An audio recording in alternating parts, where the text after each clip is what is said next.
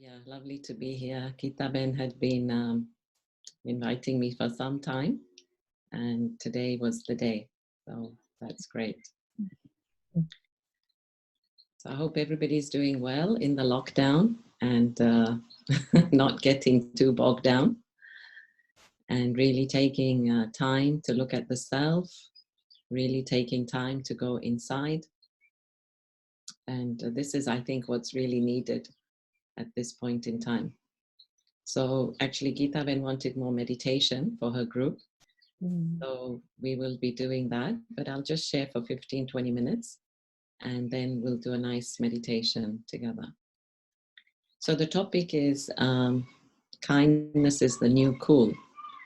And I had coined this, it's not I coined it, means I wrote an article on it because I saw WhatsApp and it just hit me that what's really needed in the world today is for us to be kind, because with all this upheaval and especially now with this virus business, everybody's like, stay away from me, don't come close to me. And so there's a lot of this kind of negative energy that's going on. And I just felt that whilst we go through all that, we shouldn't forget to be kind. And also I realized that kindness encompasses love, kindness encompasses peace, a big heart, generous heart. If you really churn kindness, it encompasses many qualities actually. So I want to start by saying that these are some of the statistics that have come from America, and that is about 700 kilos of waste is created by every human every year. And so how kind are we to planet Earth? On average, 50% of the people divorce from marriages. And all of you who know about divorce know that we are not being very kind, very nice to the other person as we go through that. In fact, one incident just here, one of our students' friends, can you believe he was coming on the last day to just pick up his things? And he took his things, he took his items, but then what did he do? He rammed his big, like a minivan, into her car and completely damaged her car. And that was like his final goodbye, so not very nice. So yeah, how kind are we to each other as adults, as people? 1,700 children die every year from child abuse or child neglect every year. And so how kind are we to children? Imagine child abuse or child neglect.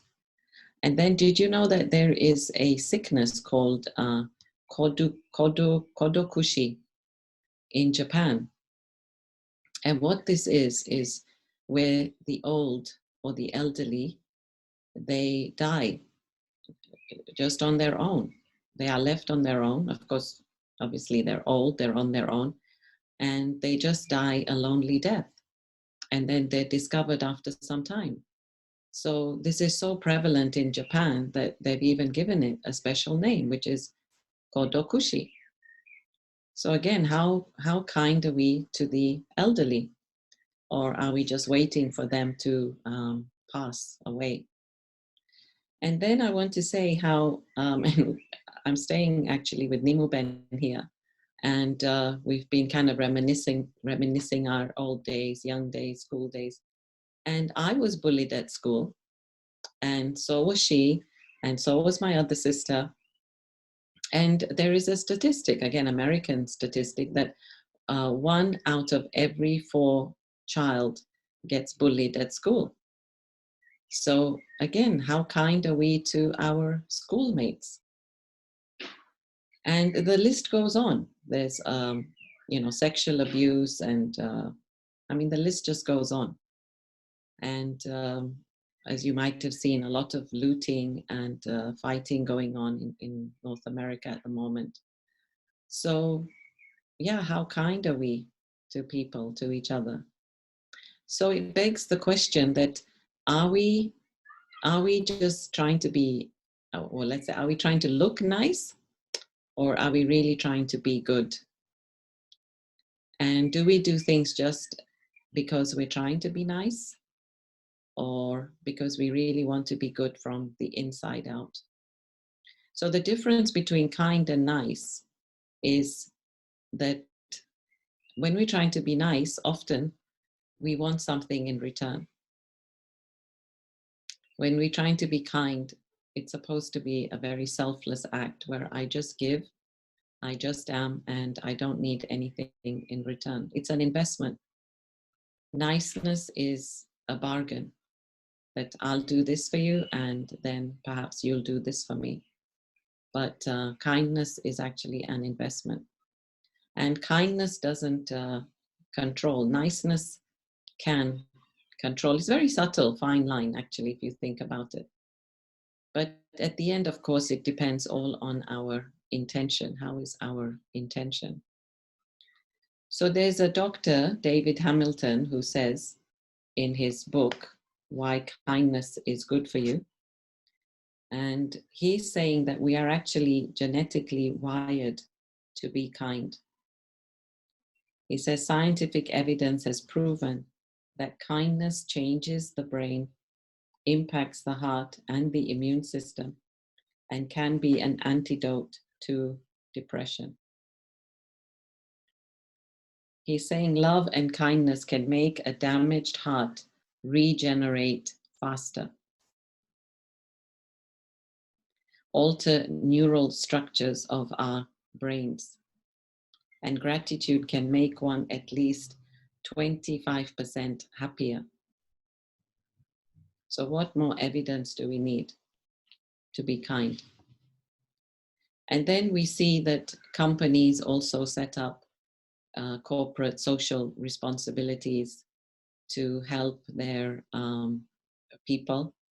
To help. Well, it's an act of kindness, actually. They know that we've got to give something back to the world. So, whatever we earn, we have to give a percentage back to the community, to whatever is their favorite charity, whatever. And also, there are many branded goods that are actually against, you know, one of them is called Hate Sucks, which means just trying to promote more love and kindness. So during the meditation, we'll practice some of those acts of kindness. But what I want to say from a divine spiritual point of view is that it doesn't take much for us to go inside and to give of ourselves. And I don't know if it's this morning or yesterday morning, we were discussing in our spiritual group that there is something called service and there is something called seva. And in English, seva is translated as service. That means you do something for somebody else out of service, like you see customer service. So when you go to a department store, there is customer service, which means they're there to serve you. They're there to make you happy. They're there for you to return your goods, whatever. But at the end, the bottom line is they're there to make you happy. So service means, yeah, to give something from your heart, to be kind, to be good. But why I'm using the Hindi word seva is in seva, it's actually quite a spiritual term. And in seva, there is some element of the divine, of God, for doing it for God, doing it out of kindness, out of selfishness, selflessness, being selfless. And as I do this, then with seva, the return is instant. In seva, as I do seva, there's an expression, seva brings meva. Meva is also in Turkish, it is fruits.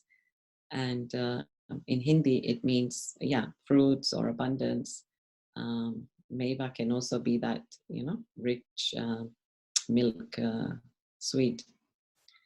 So as I be kind and as I give of myself, honestly, the immediate return is that I get happiness back. And isn't that like the biggest treasure? Isn't that like the biggest joy?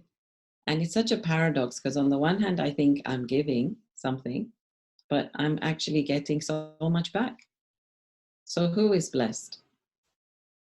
And I always say, is there more happiness in taking or in giving? Just think about it.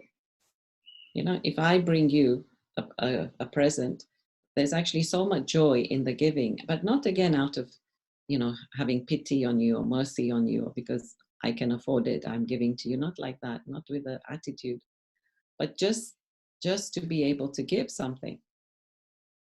And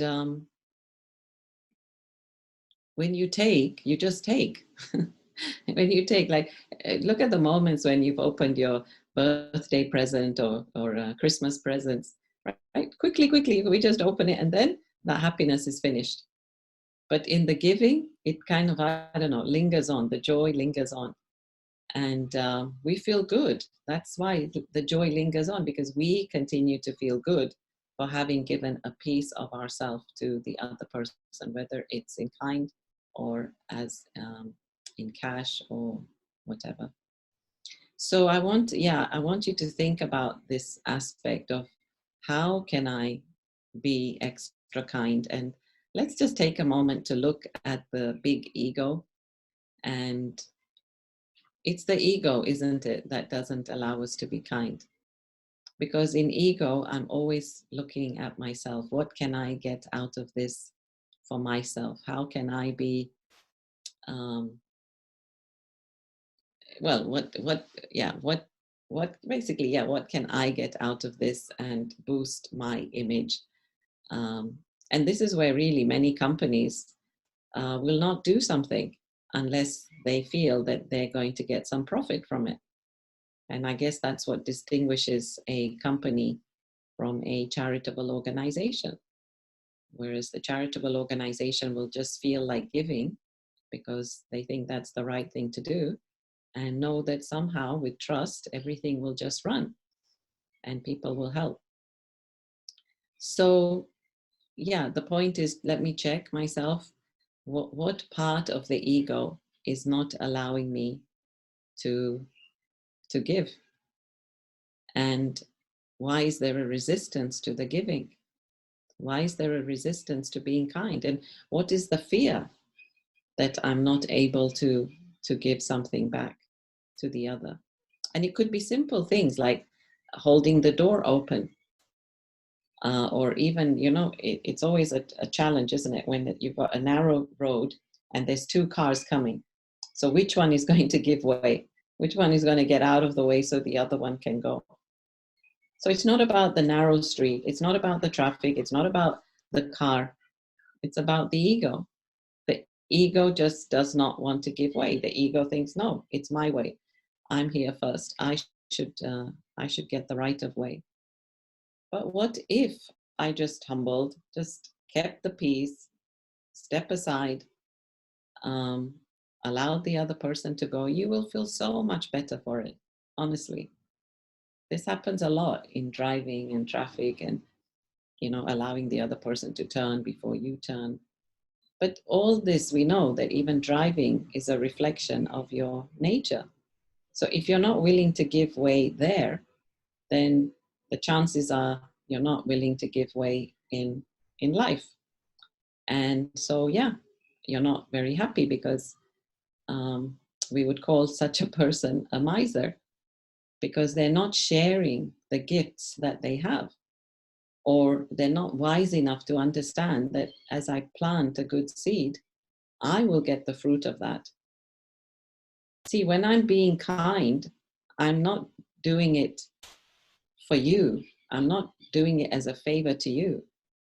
When I'm being kind, it's a reflection of who I am. And this is actually my latest article on manners. You can go to the blog, it's timetomeditate.org. And it's all about manners and why should we be mannerful? because it's actually for my good.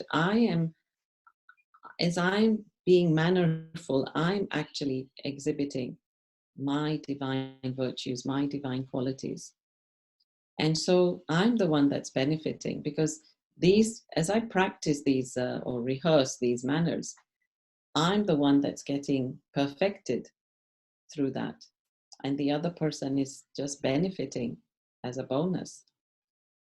So being kind is a manner, being kind is an investment, and being kind is cool. And I'll come to that at the end of the meditation, because I want us to feel some of those points. And yeah, let me be the first one. Let me be the first one to sow the seed. Because if I'm not kind, then as Gandhi said, it leaves the whole world blind, right? An eye for an eye, tooth for a tooth only leaves the whole world blind. So if I do what others are doing, then if they took my eye and I take theirs, then everybody will be without an eye. And so we are left blind. So if I'm always doing what other people are doing, then where is the goodness in the world? There's no goodness left. So somewhere, somehow, each one of us has to kickstart that act of kindness. And it is contagious. And we've seen videos of that online, that somebody does a random act of kindness, right? This was a project, I think, back in the 80s, as I was growing up, where you're, say, for example, you're in the petrol station or the gas station in America, and you might say, okay, I'm paying $10 for the car behind me. And you just drive off. And the person behind gets $10 of free petrol. And he doesn't know who you are. And so there was this project called Random Acts of Kindness, where I just give because I just want to give. And I shouldn't want anything in return. When it's random like that, you don't know who's benefiting. You don't know that person who's in the car.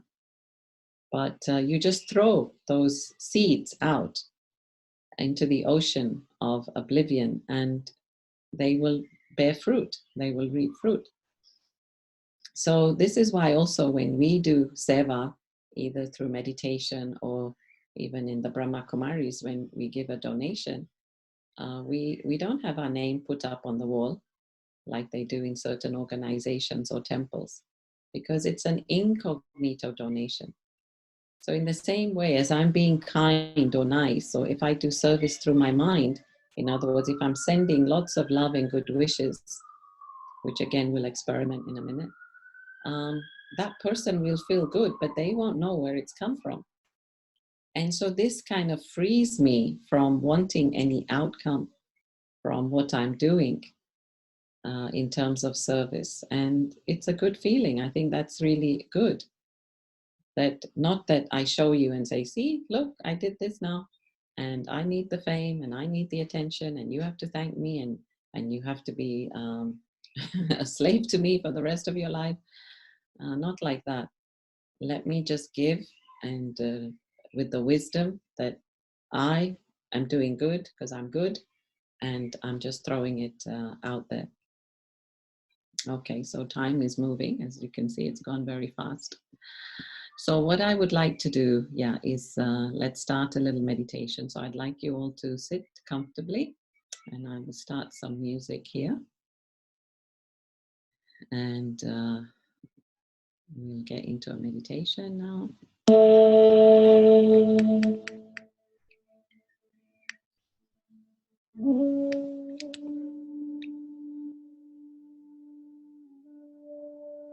I hope it's not too loud.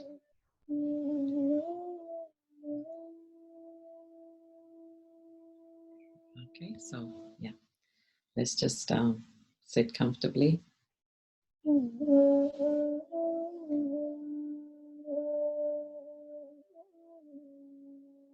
So first of all, I come back. Sorry, before we enter, I'd like to say that, so we'll do meditation for about half an hour now, and then we'll leave some time for questions. about 5-10 minutes, and then we will close. Okay? So just stay with us for half an hour for this lovely meditation. So meditation is an act of kindness to myself.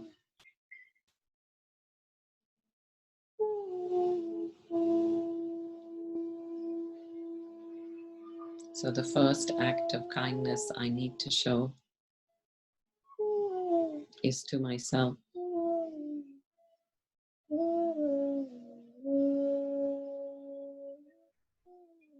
Taking time out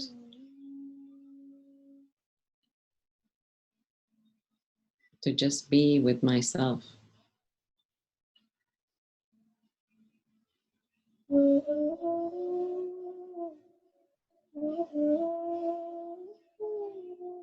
How many times we have neglected ourselves, always running away from ourselves, looking for distraction, looking for excitement.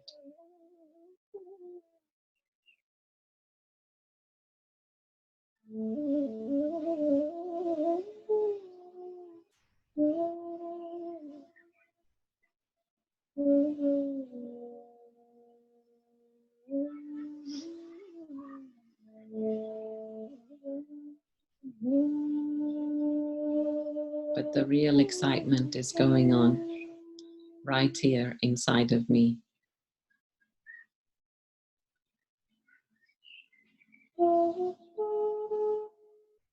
That revolution of change, of transformation is happening right here inside of my mind and my heart.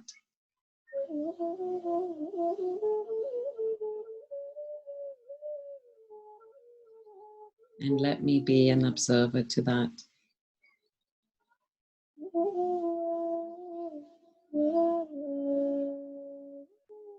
For those of you who are new to meditation, just sit comfortably in a comfortable pose. Try to just relax your hands. Release all the stress and tension by just sitting comfortably. Take a deep breath.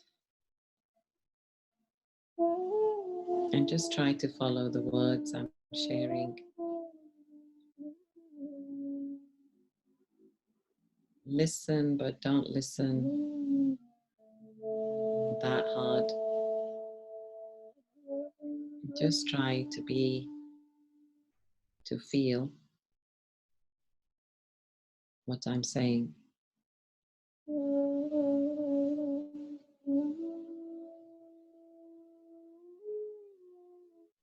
So as I said, this is the first act of kindness, to be with myself,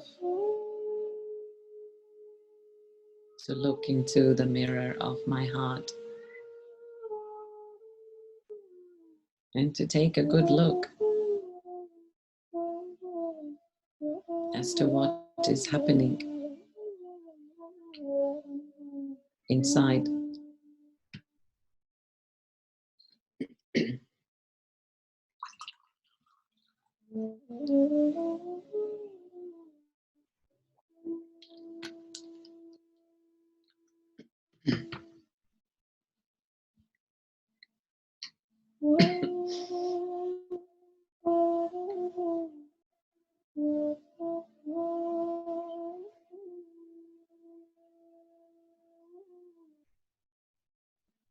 So take a good look at what is happening inside my heart.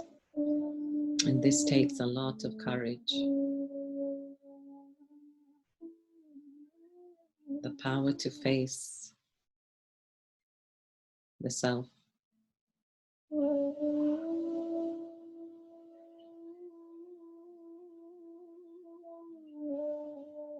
It's like looking in the attic or looking in the basement when you haven't been there for some time. You might find some cobwebs, but you will also find some good antiques. And so maybe we haven't revisited the heart for some time. So we might find some hurts, some wounds,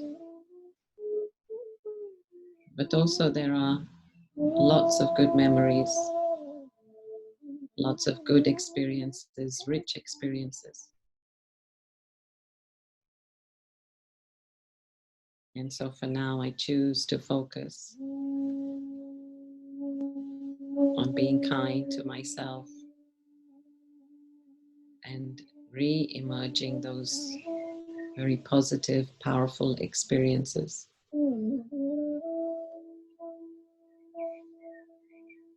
Because anyway, everything has passed.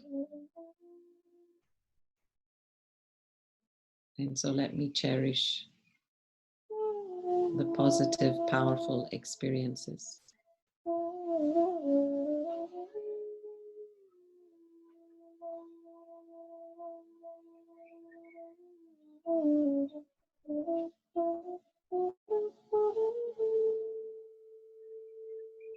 And just be kind to your heart. And allow the heart to flow. This means just try to love everything and everyone.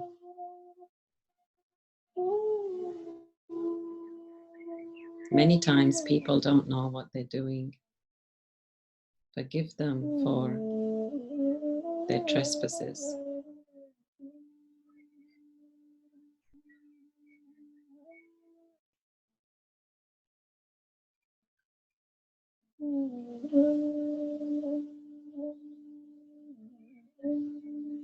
If I am filled with love,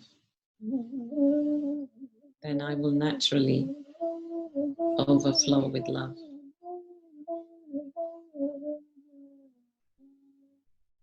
I'll have so much love to give that I'm just overflowing.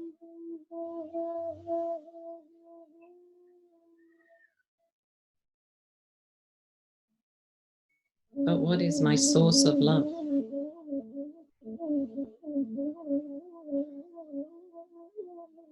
Where do I fill up for that love?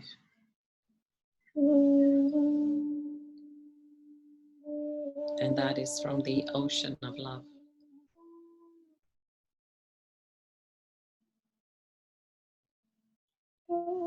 God is the one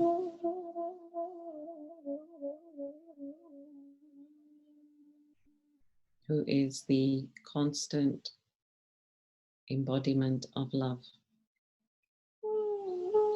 Imagine one soul, one supreme, elevated soul who never runs out of love.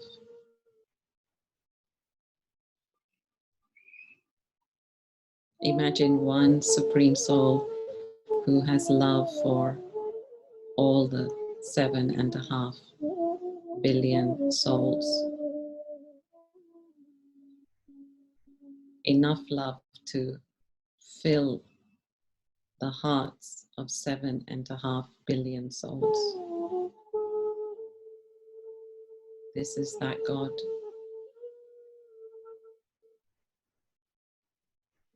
This is that powerhouse that I am connecting with.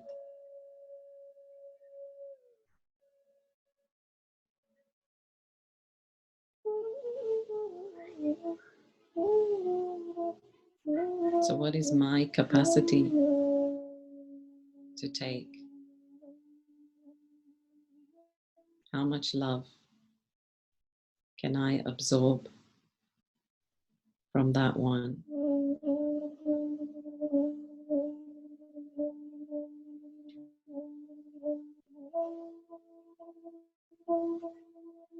God is the ever kind one.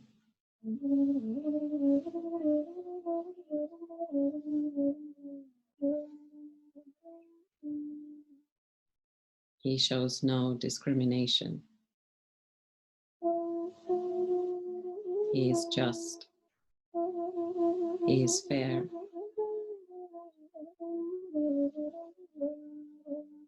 And every child on earth is his child.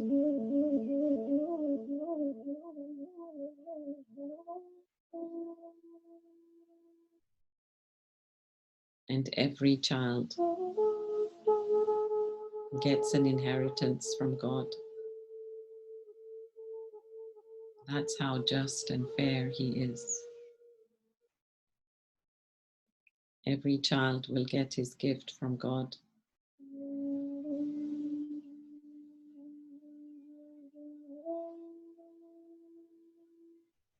And so my gift, what is my gift? What do I want from God?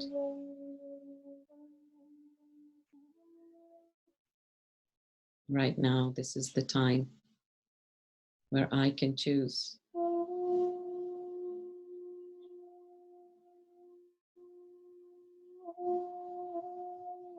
Later, I will be just given.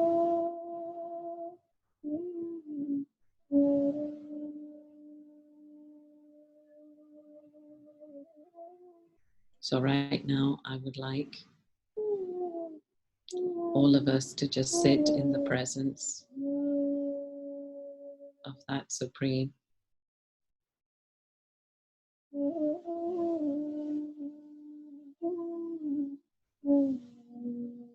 We will put a picture where I'd like you to focus on the center of that picture.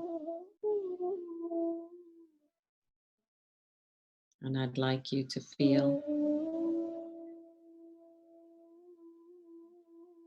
that God's light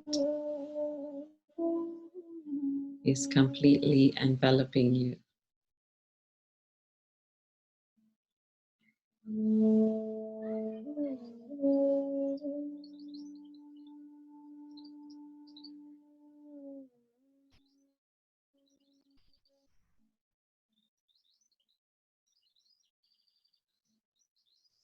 So just look at the center of that forehead, of that picture.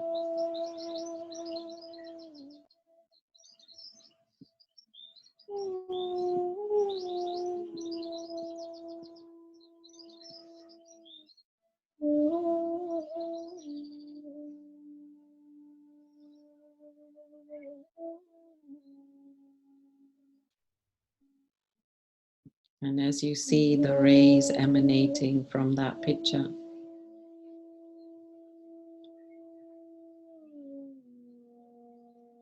so God has a special ray of light for each of his children.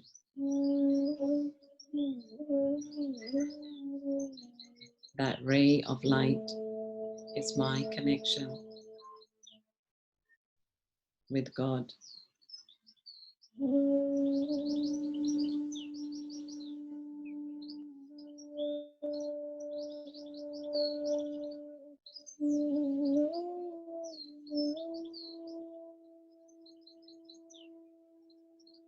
And so now that we feel safe and secure,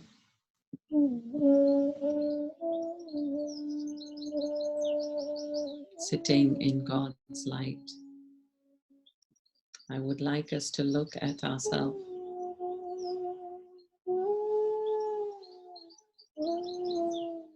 In what ways can I be more kind?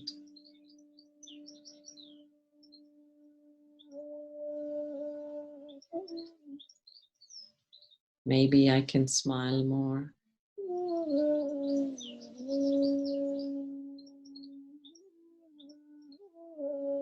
Maybe be mindful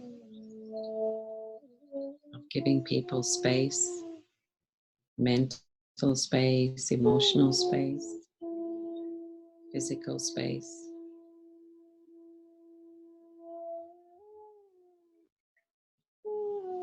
Maybe I can be more quiet as I move, as I put things down, as I close the doors. Be more gentle.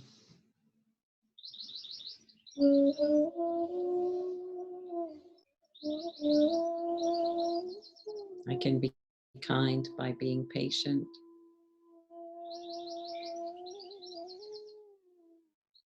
Allowing the other person to be late and not jump to judgment.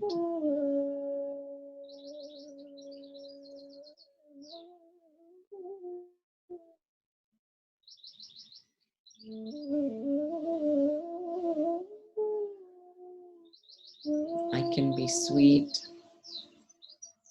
saying something kind in a kind tone instead of reprimanding somebody.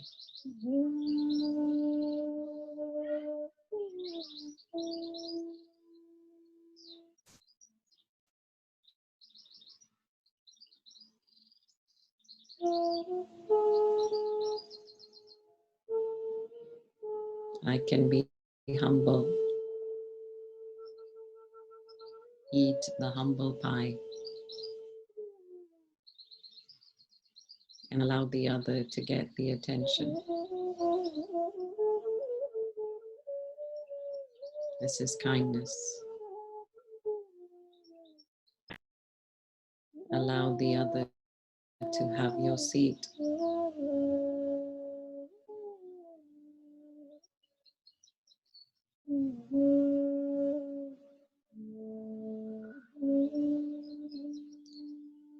Kindness is sharing.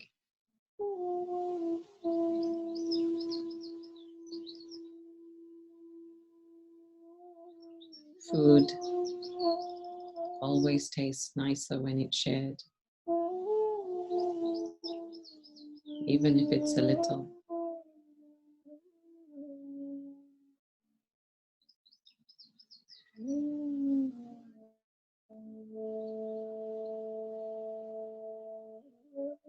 Be open to sharing your other personal items.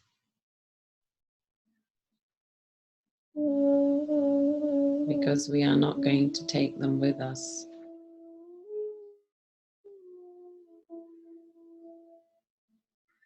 But the memory that that one will have of your big heart, that you will carry as a blessing in your heart, in your soul.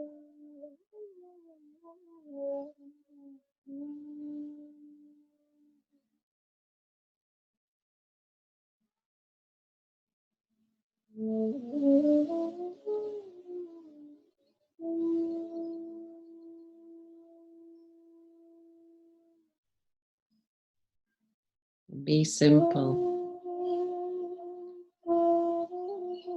Kindness means to be simple and not complicated.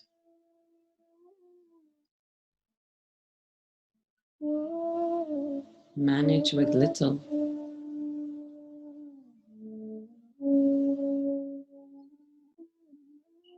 Don't make a fuss.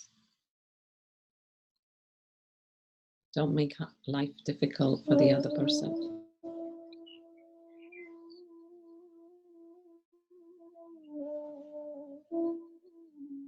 Be easy.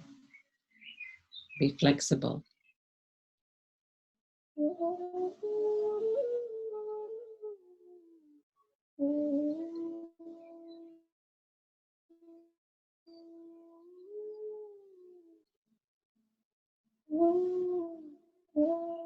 Kindness means to be happy,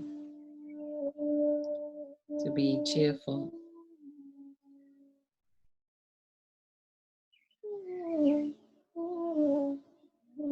Because when you're happy,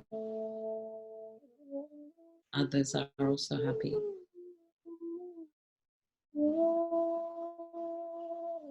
Because when I'm not happy, I draw others' attention. I give them stress. I preoccupy their mind.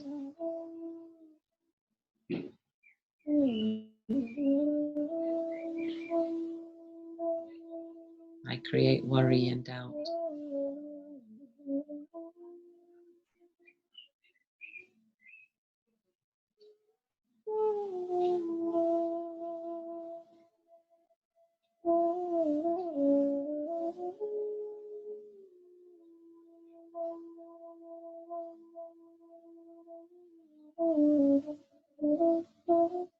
So you can see how kindness is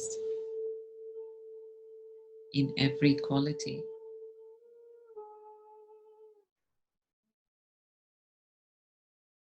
Being selfless, considerate of others.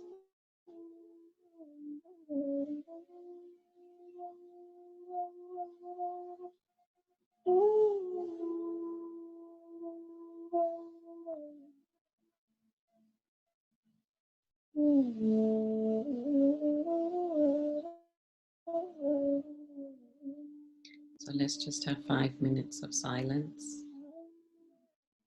And let's just hold this collective silence together.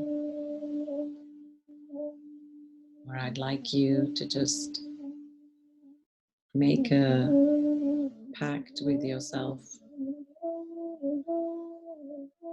as to how you can be kind, firstly to yourself, and then with others, to matter, to nature.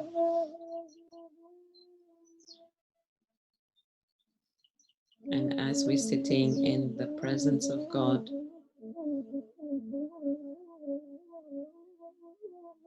at the same time we will take power from God to be able to put that powerful thought into action. So sit with that aim, that whatever I decide to do, I will have the power to do it.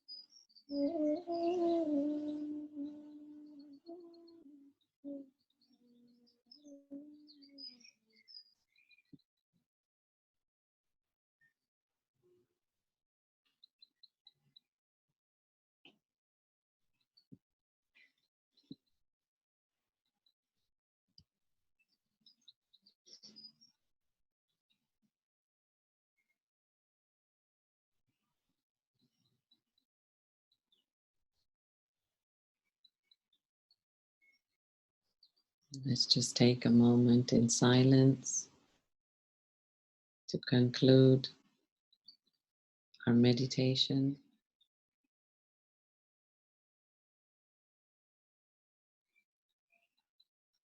So, happiness is the new rich, inner peace is the new success,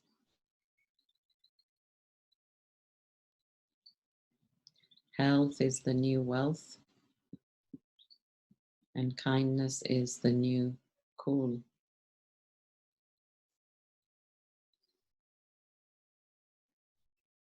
So it's cool to be kind, not cool to be unkind. So let's just come back to this moment, in the now moment. Become aware of everything around you. Come back to your seat.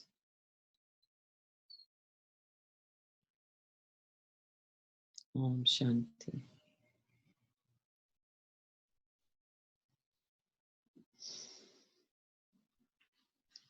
And so, if anyone would like a question, or Gita, and if you have any questions, I'm happy to take a few questions now.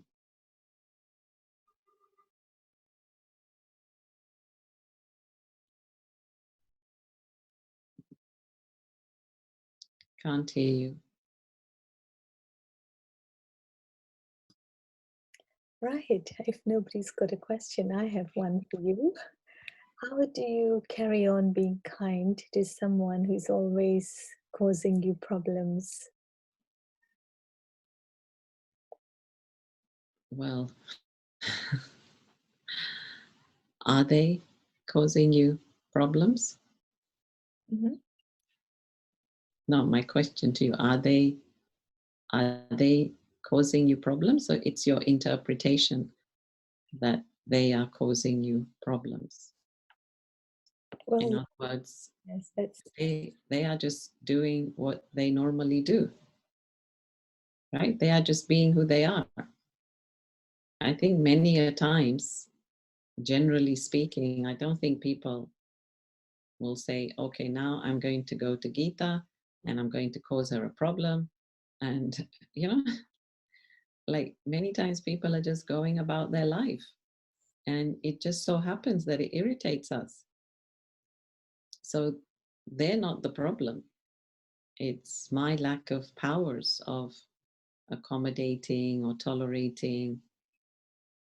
Okay, if somebody really intentionally is out to get you, then yeah, you might need a conflict resolutor for that. But generally speaking, I think I should not take it personally. I should not make it about me. And basically, I have to develop more inner strength to learn to face, to tolerate, to accommodate, to merge. Yeah, I'm sorry. Those who follow my talks will will see that I really have to take personal ownership for my feelings, and there's no margin to blame anybody. Because when I blame, I'm not taking self-responsibility. And if I'm always saying that you are the problem, then what am I saying? That only you are the solution. And how can that be? How can I make somebody outside of me my solution? I can't. That means I become powerless and you become powerful. So we have to check our words, our language, our perception of how we're seeing things. So really start with that premise that nobody is actually a problem. I'm the problem because I'm not able to see things for what they are. I'm not ready and willing to learn the lesson. And once I become ready, then the problem will cease to exist. Do you see what I'm saying? So create that, inner, let's say, mastery over your thoughts. And don't allow things outside of you to become greater than you. I think there's a question here. Somebody's asking. Oh, okay. I think we have a SoundCloud. You can, maybe Pavitra, you can put the link where they can get the recording. Anything else?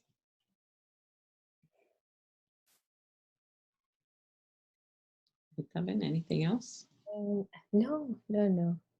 I guess, yes, it's a question of if I choose to take sorrow from others, or do I choose to overcome and do a lot of introspection, which will then help me to overcome. Yeah, because again, the point is that as soon as I look outside of myself, right? And as soon as I say that I'm the one, as soon as I say that you are the one, then I've lost the plot. Because I, the soul, has to evolve. I, the soul, has to change. I, the soul, has to transform. Now, if I'm saying you, then my focus is on trying to change you, and then I'll never change because I'm too busy trying to change everybody else. And so I'll be left behind. Even if you do succeed in trying to change others, you will be left behind. So always got to keep putting the mirror back on myself. But again, from a place of self-respect, not beating up on yourself and not being unkind to yourself in the process.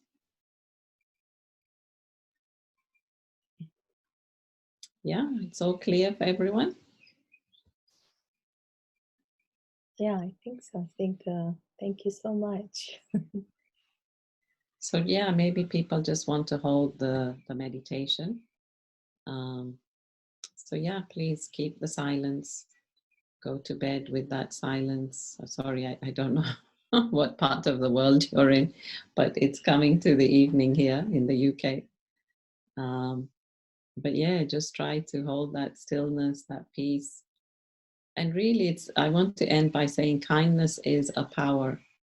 I know sometimes you might think that you're being a doormat, but kindness always wins. And there's so many stories of this, where you just be kind to somebody, speak to somebody nicely, like, I'll be honest, today we had to have somebody to come and clean here, this drain. And he happened to be a soul in a black body. And initially, I think maybe he was thinking, how are they going to treat me? And I mean, I was just nice. Because all this going on now with souls in black bodies. And yeah, I was just nice. And he just warmed up and we were laughing and he was cleaning the drain. And I was just there with him. And he was cleaning the drain, but we were having a good time chatting. And in no time, he just felt friendly. And tried to give him food, tried to give him a drink. I mean, we did, but he wanted to finish his work first. So really, and well, the job is a bigger job, so he didn't quite finish the job, but he'll be back. So I'm just saying how everybody's a soul, and just to treat each one with that kindness, and people, warm up to that kindness, and they'll go an extra mile to help you if you are just kind. So yeah, kindness never goes to waste. I think that's my last comment.